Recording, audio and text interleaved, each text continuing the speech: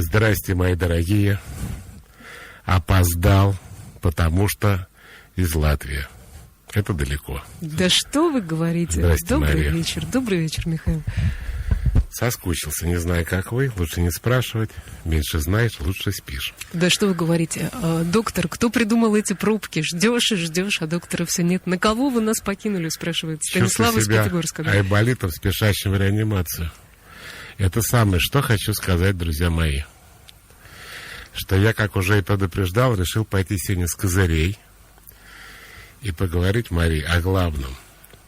Об любви. Так и думал. А не про деньги, как можно было подумать. Так вот, друзья мои, давайте я расскажу, что я хотел сегодня обсудить. И вам, Мария, тоже будет интересно.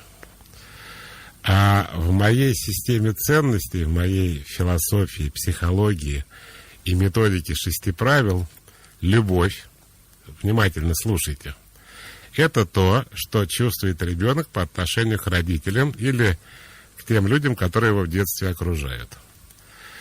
Что я имею в виду? Что когда ребенок рождается, он испытывает биологическую привязанность, животную привязанность к своим родителям, и даже до 3 лет считает, что они часть его, а он часть их.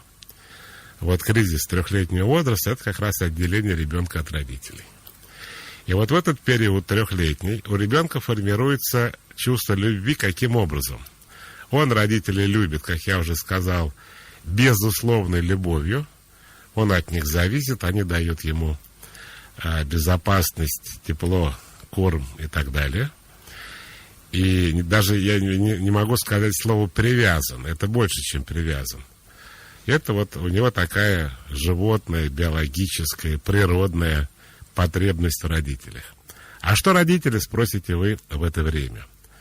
А вот это, кстати, меня тут показывает, Мария, так должно быть? Так должно быть. Это только вас показывают. Я сам, да, могу на себя посмотреть. Ничего, кстати, выгляжу. Тоже отдохнул. Главное — любить себя, Михаил. Спасибо. Любовь к себе — это роман, который длится всю жизнь. Это не я сказал. Так вот, продолжаем. Теперь представьте себе такую ситуацию. Вы любите родную мать, а у матери пострадовая депрессия, и она хочет сдать вас в детский дом, а у нее нет сил, она еще бить хочет, она вас кормить не хочет, она орет, вы ее достали своим криком. Она больной человек, сразу хочу сказать, потому что многие говорят, вот, а мама меня не любила, не совсем все так выглядит. Или у вас агрессивная семья, и ваши родители, пьяный отец и мать-наркоманка, начинают на вас орать, когда вам еще 2 года. Или они холодные люди, и они вас не берут на руки, не целуют в попу, и вообще ведут себя с вами достаточно прохладно. Или они истеричные, или они агрессивные, или они депрессивные. Выбирайте сами, что вам больше нравится. Что мы видим в этом случае?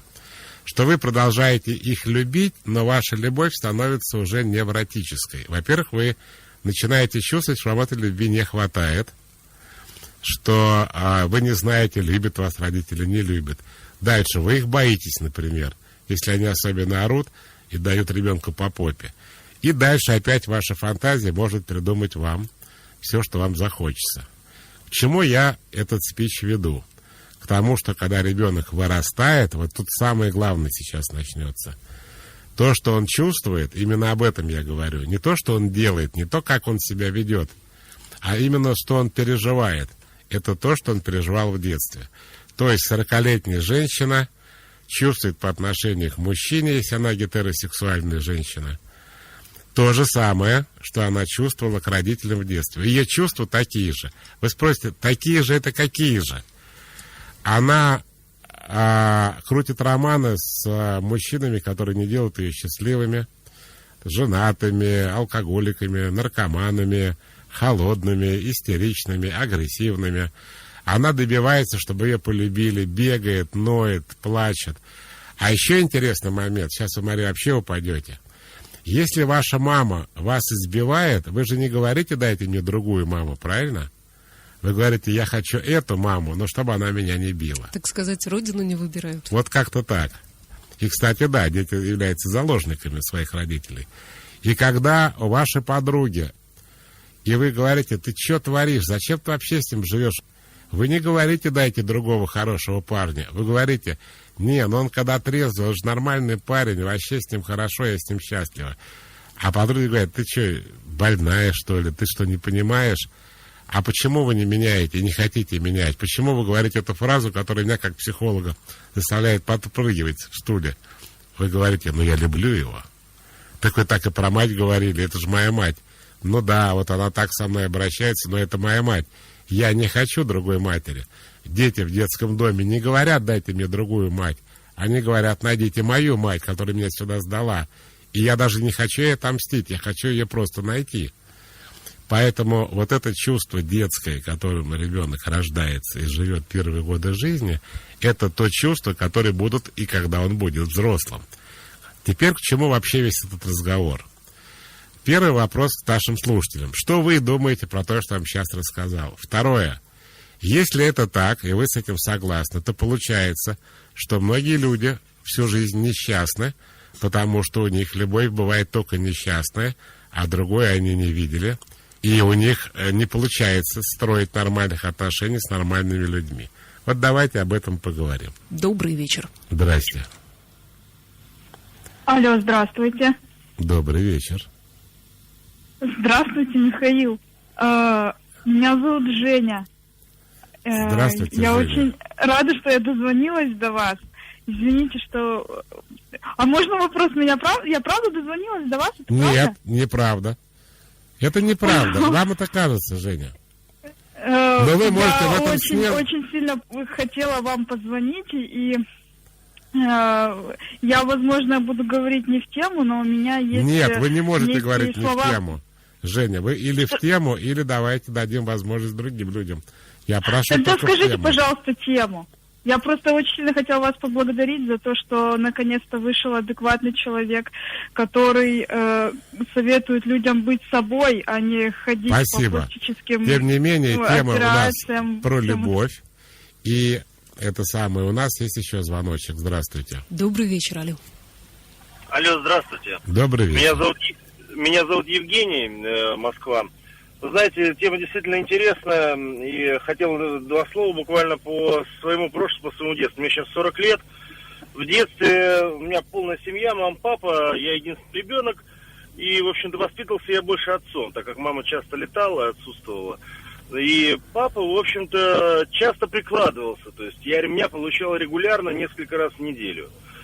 Вы знаете, со временем у меня не возникло такого эффекта, о котором вы рассказываете. То есть я вырос, я, в общем-то, и спортом занимался, единоборствами.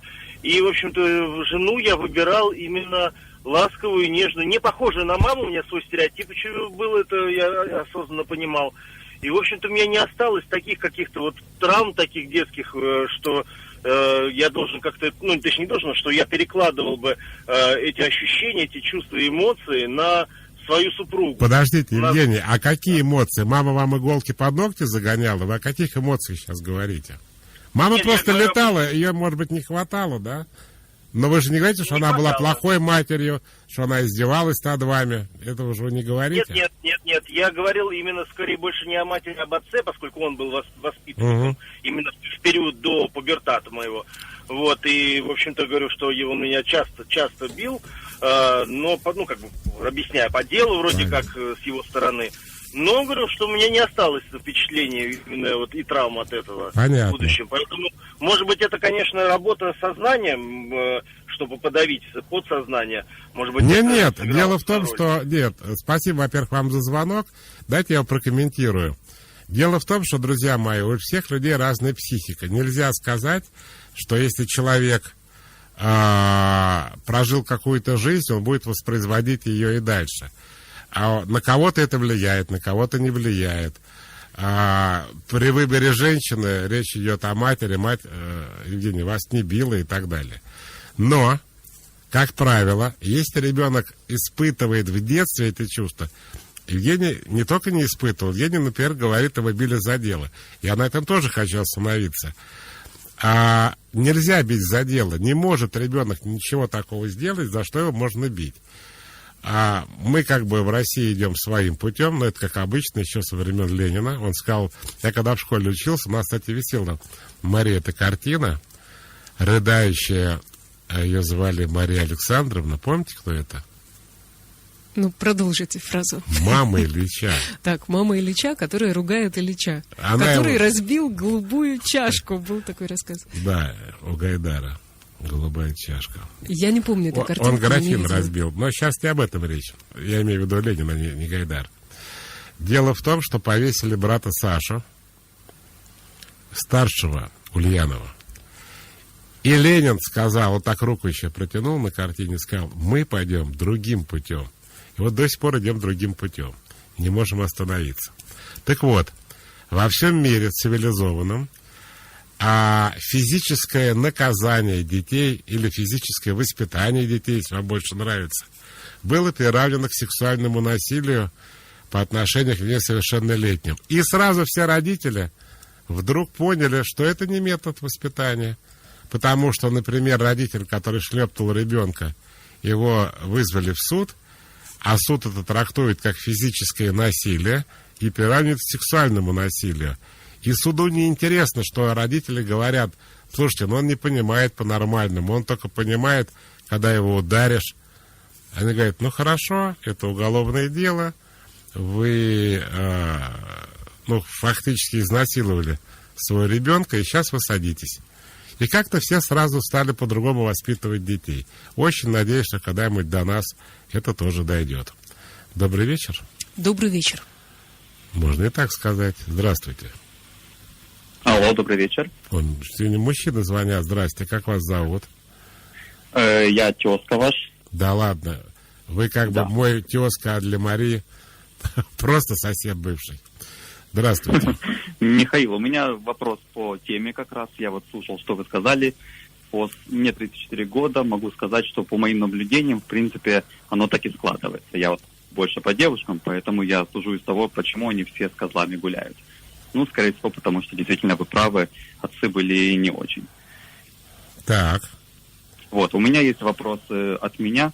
Я где-то пару лет уже слушаю вас и работаю над собой. И не могу понять, что я эти последние пару лет не могу ни в кого влюбиться. Вот можете подсказать, что у меня может быть, на что мне обратить внимание? Вы не можете ни в кого влюбиться? Да, вот я смотрю, девушке нравится, все отлично, так. Но вот такое вот чувство какое-то такое интересное, оно не может у меня никак... А когда вы последний раз влюблялись? А вот вы знаете, это слово никто не может объяснить, поэтому, может быть, была такая любовь лет 10-12 назад. После этого... То есть, в принципе, вы... Нет, давайте, во-первых, я объясню вам слово. Во-вторых, то есть вы как бы способны испытывать чувства, да? Да, конечно, определенно. Просто последнее время. Рассказываю по порядку. Первое. Что такое влюбленность и чем она отличается от любви? Влюбленность – бессмысленное чувство, но приятное. Влюбленность – это то, что вы чувствуете к тому, что вы сами себе придумали. Вот любовь – это как бы чувство к конкретному реальному человеку. А влюбленность, она может быть вот то, что вы себе в голове придумали, вот к этому как раз.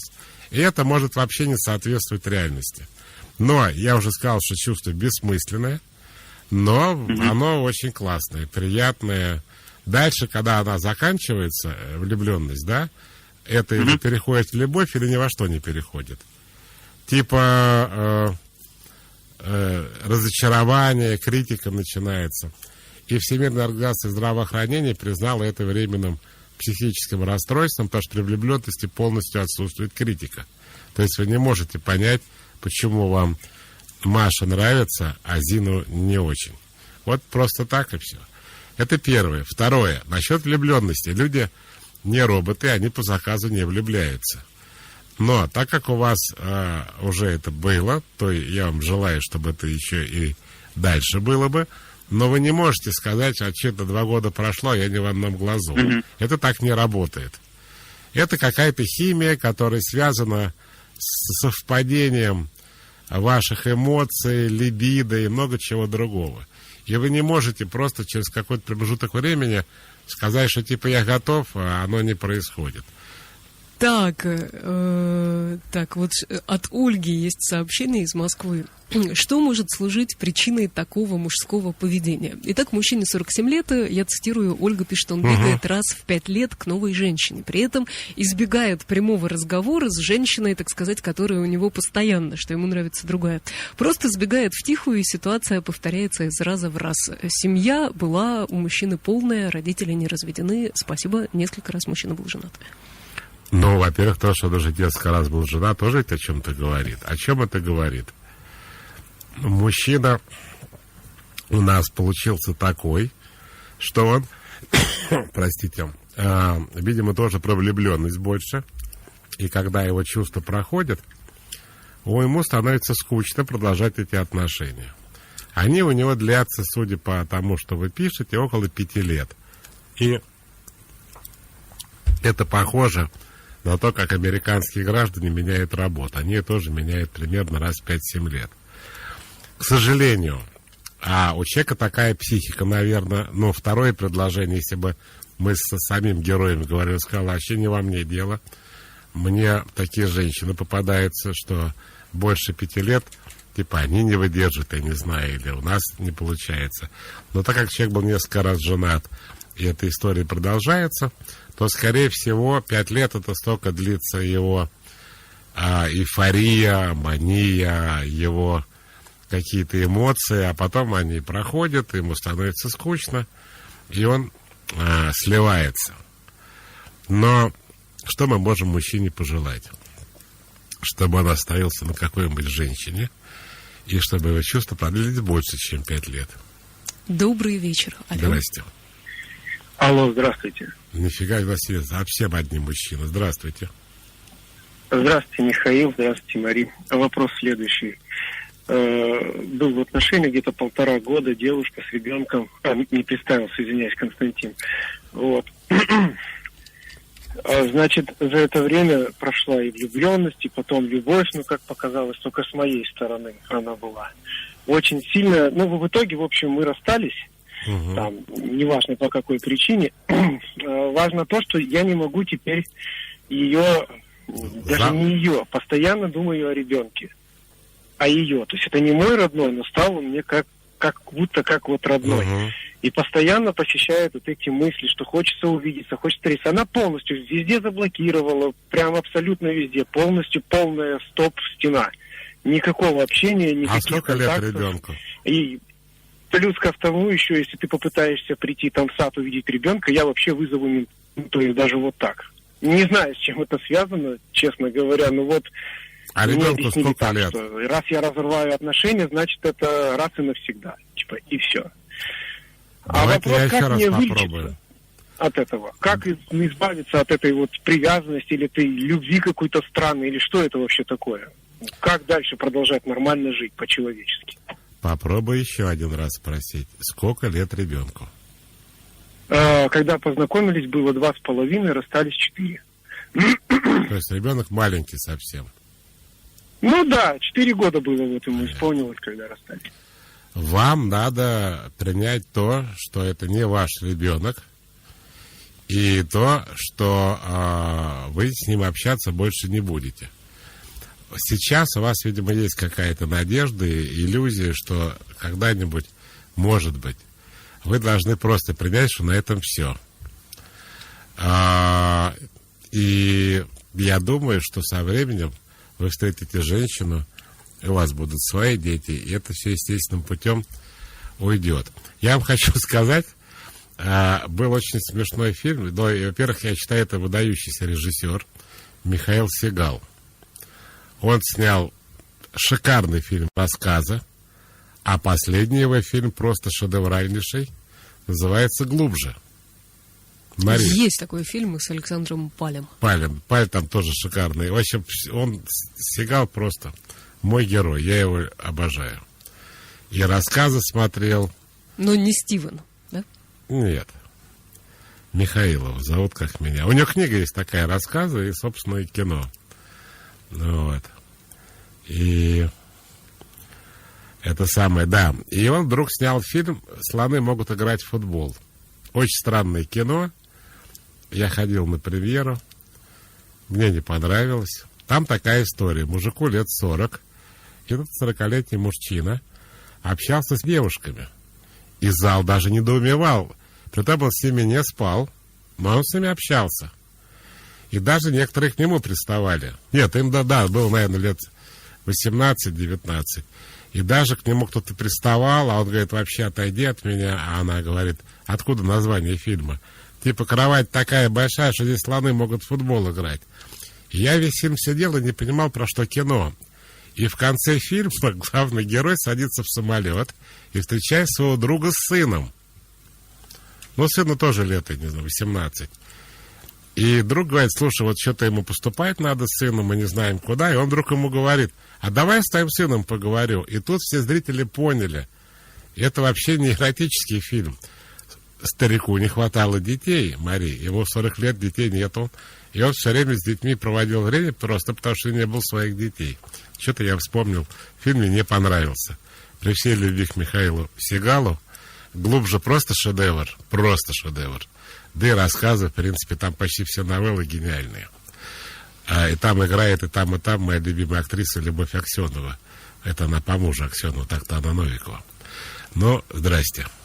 Добрый вечер. Добрый вечер, меня слышно? Отлично. Очень хорошо. Отлично, хорошо. Добрый вечер, Михаил. Меня зовут Владимир, мне 32 года, из Москвы. Вот хотел у вас спросить, раз у нас тема о любви сейчас, у меня тема такая же в отношении с отцом. Я его люблю, но вот есть черта характера, которая просто меня в нем бесит. Любые мои инициативы какие-то творческие, какие-то новаторские, он всегда подвергает сомнению. Вот такой нездоровый скептицизм. И вместо того, чтобы сказать, давай, сынок, у тебя получится, он всегда как-то опускал. А вопрос во чем? Меня стопорит, вот эмоционально, сковывает. Начальница у меня точно такая же, китаянка. Вот. И вот я чувствую, что она мне напоминает отца, у меня злость, и вот как-то руки опускают. Как превзойти? А в чем вопрос? Вопрос в том, как избавиться вот от чувства вот маленького мальчика, у которого... Давайте разберемся с вашим папой, почему он себя так вел. Значит, вам, как человеку, уже взрослому, а тогда как ребенку, это было неприятно, потому что папа вас опускал. Он вас не поддерживал, наоборот, как бы топил. И вам кажется, что это его отношение к вам такое. А что на самом деле? Вот давайте разберемся, это гораздо интереснее. Дело в том, что есть одна причина, по которой один человек пытается опустить другого человека. То есть, критикует, не верит, скептически относится и так дальше. Это низкая самооценка. То есть ваш папа неуверенный в себе человек, и он вам передал свою неуверенность. Не потому, что он вас там не любит или плохо относится, а потому, что он реально так воспринимает вас, себя и окружающий мир. Он действительно говорит, что не получится. Он так думает. Понимаете, какое дело? У него низкая самооценка, и он неуверенный в себе человек. Как говорится, не стреляйте в пианиста, играет как умеет. Ваш папа по этой причине себя так ведет. Но вам, как ребенку, кажется, что он, так свое отношение выражает к вам. Типа плохо ко мне относится, не верит в меня, не любит. Он вообще так к жизни относится, понимаете? Типа не высовывайся, тебе что больше всех надо, и так далее, да? Это целая философия, и папа вот часть этой философии, к сожалению. А начальница уже прицепом. Но у него у самого проблемы с отцом были, там его отец тоже обижал, и поэтому, наверное... Наверное, но просто причиной является не плохое отношение к детям, а плохое отношение к себе в первую очередь. Вообще, когда кто-то кого-то... это происходит потому, что он сам в себе неуверенный и пытается опереться на еще более, так сказать, слабое существо. Обычно дети, кто еще попадается. Для того, чтобы и самоутвердиться тоже. Вот такой неприятный механизм, но очень, так сказать, рабочий. Про любовь. Инна из Санкт-Петербурга. Добрый вечер. Мой молодой человек не верит в любовь и никогда не говорил мне, что он меня любит, а не говорил он по причине того, что разочаровался в любви много лет назад, когда его бывшая девушка ему изменяла и врала. Как мне его переубедить? Ну, не знаю, может, поменять его. Зачем вы переубеждать? Вы же человек, который хочет, чтобы вас любили. Он по какой-то причине, которой вам глубоко наплевать, почему вы должны расплачиваться за его бывшую девушку. А он, знаете что, он, видимо, боится, что вы ему там больно сделаете и так далее. Ну, короче говоря, я бы никак не переубеждал его. Ну, если вам самой это не неприятно, что вам никто ничего не говорит, и, в принципе, что значит верит в любовь, не верит. А вы спросите, а что ты тогда спишь со мной, ешь со мной? Зачем? Ты же не веришь.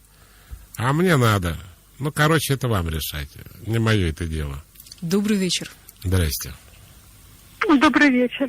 Ой, Александр. прорезался женский голос, и главное, по теме, потому что первая девушка тоже звонила, но она была не по теме. Как вас зовут, дорогая? Нет, не по теме, меня зовут Людмила. Вы знаете, Александр, я хотела вам сказать, что на самом деле то, что вот вы говорите, детские переживания, я вот полностью с этим согласна, потому что у меня, например, хотя родители разошлись, но почему-то как-то я не чувствовала недостатка любви. Я, наоборот, считала всегда в детстве, что я купалась в любви. То это было от мамы, от бабули, от деды. То есть с братом у меня были замечательные отношения. И как-то, знаете, я всегда считала, что ее много вокруг меня. И на самом деле, и знаете, такой момент был очень интересный. То есть разные типажи были. Папа, которого я помню. То есть это был яркий такой, очень такой быстрый, очень такой веселый человек. И деда, который был спокойный, легкий на характер, вот, в общем, такой понимающий. И вот мне на самом деле сейчас во взрослой жизни как-то нравится вот именно два вот этих типажа. И если они совпадают, вот эти все качества, которые вот есть, и вот это для меня, я считаю, что очень вот самый-самый интересный мужчина. Спасибо большое, спасибо. Еще звонок. Вопрос, я зачитаю сообщение от Илоны. Мне не хватало любви и поддержки родителей в детстве. Всю жизнь я пыталась им угодить. Как результат, как мне кажется, я инстинктивно выбираю тех мужчин, когда мне нужно добиваться, которых вот надо биться прямо за их расположение. И в моей картине мира любовь, ее нужно заслужить. И когда мне мужчина ко мне проявляет теплые чувства, я ему настолько благодарна, что пытаюсь быть очень комфортной в этих отношениях. И кажется, что если я перестану стараться и перестану быть удобной, то и отношения станут мои более шаткими. Таким образом, кажется, что я много контролирую и держу все на плаву. А вопрос у меня заключается в следующем. Как перестать бояться и получать удовольствие от отношений? Чтобы они вообще-то были радостью двоим, а не только чтобы я Кто была написал комфортной. это концептуальное письмо? Илона. Илона, во-первых, спасибо. Во-вторых, это так быстро не ответишь. Дело в том, что у меня та же проблема была, что и у вас. Я вам скажу, как это выглядело. Во-первых, те девочки, которым нравился я, для меня вообще не существовали. По какой причине? Дело в том, что когда у человека низкая самооценка, а она у меня была низкая, то если он кому-то нравится, то ты заранее этого человека не любишь и не уважаешь. Почему? Ты не любишь себя, и ты не любишь любого, кому ты нравишься. Понимаете, какая логика интересная? Типа, я никто, зовут меня никак, если, не дай бог, кому-то понравился, то она еще хуже, чем я. Это первое. Второе. А кто тебе нравится, сынок? А мне нравится тот, кому я не нравлюсь. В этом вся идея, как вы правильно, Илона, заметили, когда не хватает родительского тепла и вообще родителей, то ты пытаешься найти человека, который как бы тебя не любит, и как бы заставить его тебя полюбить. Угождать или там быть комфортным, лояльным, все что угодно. И это такая история, это все детская схема. Я очень рад, что вы со мной согласны. Мне, как любому человеку, который что-то придумал, приятно, что другие разделяют его точку зрения. А я действительно, так как это большая проблема, люди не могут договориться, что такое любовь, потому что у всех свои представления. Но я считаю, что то, что я придумал, оно объединяет всех, но для этого надо поверить в то, что взрослый испытывает, это то же самое, что и ребенок испытывал. А не все люди с этим согласны. Так вот, я не понимал, что со мной не так. Этого никто не понимает. Пушкин, который, перефразируя, это Жванецкий потом его перефразировал, помните, он сказал, Мария, что он сказал Жванецкий, вы же не помните. Много чего говорил Жванецкий. По Пушкину он сказал, начните. Чем больше женщинам и меньше, тем больше она нам. Это он... Это основа ваших садистских отношений. Да. Почему, может, мазохистических? Ну, такое. Так вот, это Пушкин сказал, и Пушкин тоже не понимал, почему он так считает. Он сказал, чем меньше женщину... Мы любим, тем больше нравимся мы. Не больше. Все делают эту роковую ошибку, Мария, а легче. Вот. Это идея, потому что у Пушкина тоже была мама и папа. И, короче, это тоже детская история. Когда родителей не хватает, или ты не думаешь, что они тебя любят, ты пытаешься заслужить их любовь, но для этого надо, чтобы ты думал, что они тебя не любят. Поэтому твой избранник, как у взрослого человека, ты должен понимать, что он тебя не любит. Иначе тебе с ним неинтересно. И я ровно такой же был, лет до 49. А потом, когда я понял, что я такой невротик классический с этим набором, я решил измениться. Как это я сделал? Во-первых, вы должны понимать первое. У вас не получится перейти на хороших парней, девушки. Типа, я вот с этими больше не встречаюсь, я с ними несчастная, а вот хороший парень, вы хорошего парня полюбить просто так, потому что он хороший, не сможете.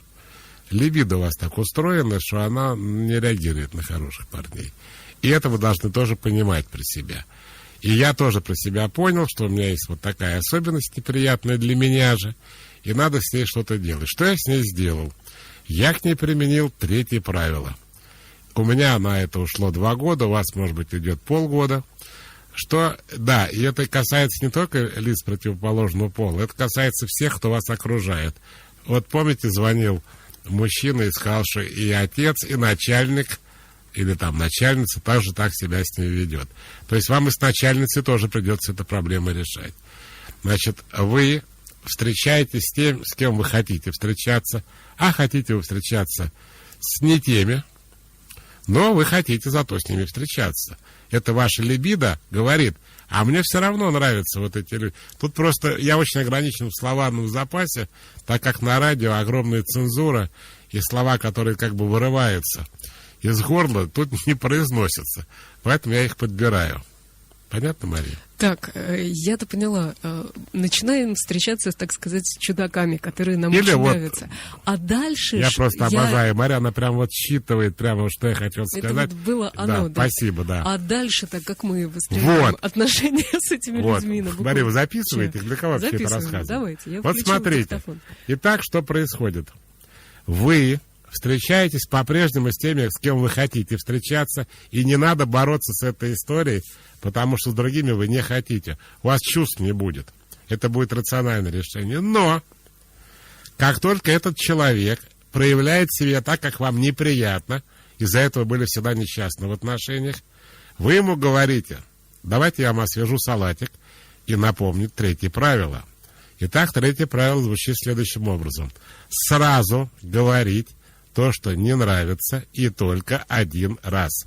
Это означает, что вы не можете промолчать, и вы не можете говорить 2 раза. То есть вы сказали, мне не нравится, как ты себя ведешь, как ты обращаешься со мной, как ты разговариваешь, что я звоню, тебя вечно ты занят, что ты мне не перезваниваешь, что ты пропадаешь. Вот все, что вас бесит, заставляет рыдать, раздражает, вводит в депрессию. Вот это все вы должны сказать. Дальше. Вы 1 раз сказали, человек услышал, дальше он принимает для себя решение. Он или продолжает вести себя так же, я очень люблю это слово. Чудить. А тут даже не поменяешь ничего, да? Вот. Или он начинает слышать вас и ведет себя мило, лояльно. И вам приятно. Если он ведет себя по 2 сценарию, то есть он меняется так, как вы хотите, у вас с ним большое будущее. Если нет, вы соскакиваете. Сначала вам будет тяжело соскочить, потому что тут же пойдет вот эта фраза «но я его люблю, я без него жить не могу». У вас будет ломка, как у любого наркомана. Вы скажете «я не могу расстаться, я понимаю, что он, вспоминается фильм, в общем, редиска. Ну, а как по-другому скажешь на радио? Никак, к сожалению. Раньше такого не было, кстати, Мария. Так вот. Минуточка у нас. Это да. у нас очень интересно. Ну, хорошо, давайте, это очень важный разговор. Лучше мы после паузы вернемся к нему. Так как разговор очень концептуальный, я решил так вот не сворачивать его быстро, а спокойно договорить. На чем я остановился, Мария? Я уже с возрастом начинаю забывать. История про то, что когда вы влюбились не в того человека, да. Вы говорите ему, что вам не нравится. Итак, продолжаем. Значит, вы первый, давайте краткое содержание 218 серии. Вы не пытаетесь поменять плохих парней на хороших, а так это не работает. Вы признаете, что у вас есть склонность к плохим парням. Я сейчас условно говорю плохие, они для кого-то хорошие, это они для вас плохие. Вы в какой-то момент сталкиваетесь с тем, из-за чего вы несчастливы с такими людьми. Они что-то делают плохое. Вы им, должны сказать об этом, и, только один раз. Если они меняются в лучшую сторону, у вас есть перспектива. Если нет, у вас есть две опции. Мне все нравится, Б, до свидания. Так вот, когда вы каждый раз ведете себя таким образом, это касается парней, начальников. То есть вы не должны терпеть от людей то, что вам неприятно в принципе. Потому что психика, она неизбирательна. Она не дифференцирует того, что вы с одними людьми себя так ведете, с другими по-другому. Она этого не понимает и в принципе не меняется. Меняется она, когда вы со всеми ведете себя одинаково и никому не позволяете себя обижать. Да, Мария? Вот смотрите, Кирилл нам пишет. Добрый вечер. Вот уже 20 лет я пытаюсь заслужить любовь холодной, жадной женщины. Женщины, которые меня любят, кажутся мне никчемными. Что вы делаете Кириллу? Кириллу внимательно слушать то, что я сейчас говорю. Я не очень поняла, видит ли проблему в этом Кирилл, или, в принципе, ему нравится продолжать. Может быть, ему нравится, да. Да, потому что, Кирилл, может, вас все устраивает. Добрый вечер, это последний телефонный звонок. Что ж такое-то, Мария, вы даже не дослушиваете. Так, я рада дослушать, да. Спасибо большое за доверие. Да. Так вот, я заканчиваю, Мария, а потом уже добрый вечер. Значит, когда вы так себя ведете, то в течение какого-то времени ваша психика начинает меняться. Почему? Вы же сами соскакиваете, начинаете обесценивать предмет своей любви. И через какое-то время вдруг понимаете, что вот этих людей вообще не любите. Они вообще для вас пустое место. И с этого момента у вас начинается счастливое отношение. А вот теперь, пожалуйста, звоночек. Говорите. Здрасте. Здравствуйте. Здравствуйте. Слышите, да? Очень. Меня зовут Яна. Мне 29 лет. У меня к вам вопрос на тему любви и отношений. Могу я, задать? Да. Ага. У меня не ладятся отношения с мужчинами. Я объективно довольно симпатичная девушка, умная. Вот. И последние 3-4 года хожу на свидания с мужчинами. Проблема в том, что мужчины как-то теряют интерес даже до секса. В среднем, может быть, 2-3 свидания и общение как-то... А вы можете описать хотя бы одно из них, чтобы мы хотя бы понимали, о чем мы говорим? Что там происходит? Почему, как вы считаете, они теряют и так далее? Расскажите про одно свидание, например, или про одного мужчину. Например, сейчас вспомню. Ухаживание, какие-то, может быть, походы в кафе, общение, да, там, смс-ки, звонки. Но потом как-то мужчина может намекать, да, на секс. Я, конечно же... А как он намекает на секс? Что он говорит? Что еще раз? Что он конкретно говорит, как он намекает? Например, это не все так мужчины ведут себя, конечно. Я говорю про одного, просто вот в памяти. Например, Яна, давай там с тобой переспим, я не знаю, займемся сексом. Так, прям так и говорит. Мне важно знать, например, вот совместимость. Там, что-то такое. А вы ему конечно. Что говорите? А вы ему что на это говорите? А я ему говорю то, что пока у меня не возникнут чувства к мужчине, да, я не лягу с ним в постель. Но при этом, да, он мне симпатичен, то есть я ему даю шанс себя проявить. Яна, Ну, а теперь почему представьте так? себе, что звоните не вы, а звонит мужчина и говорит: Михаил, у меня проблема, я хожу на свидание, но девушки теряют ко мне интерес, и до секса у нас не доходит. Я говорю: расскажите, вот этого как звали парня, который вот так намекал? Как его звали? Его звали? Да. Влад. Я скажу: Влад, ну расскажите. Он говорит: вы знаете, я помню, я сходил на свидание с Яной, и мы с ней там несколько раз встречались, там мне понравился, я ей сказал: Яна, а давай займемся сексом, чтобы лучше друг друга узнать. А Яна мне говорит: во-первых, я тебя не люблю. И я вот не могу так. Ну, слушай, у меня к тебе чувств нет. Вот когда я к тебе привыкну, когда я какие-то чувства точно испытаю, тогда и поговорим. Михаил говорит: Влад, что со мной не так? Как вам такая трактовка? Ну, может быть, конечно. Ну, смотрите. Ну, вообще, честно говоря, Если слушать от хотите, мужчины: я не давай только про сексом, него говорю, про да, всех займемся. мужчин. Это не всем такое понравится, я согласен. Как-то у мужчин, некоторые мужчины достаточно грубо выражают свои сексуальные чувства. Все-таки такой немножко деловой разговор получается. Типа, подпишем этот договор, чтобы узнать друг друга получше о намерениях.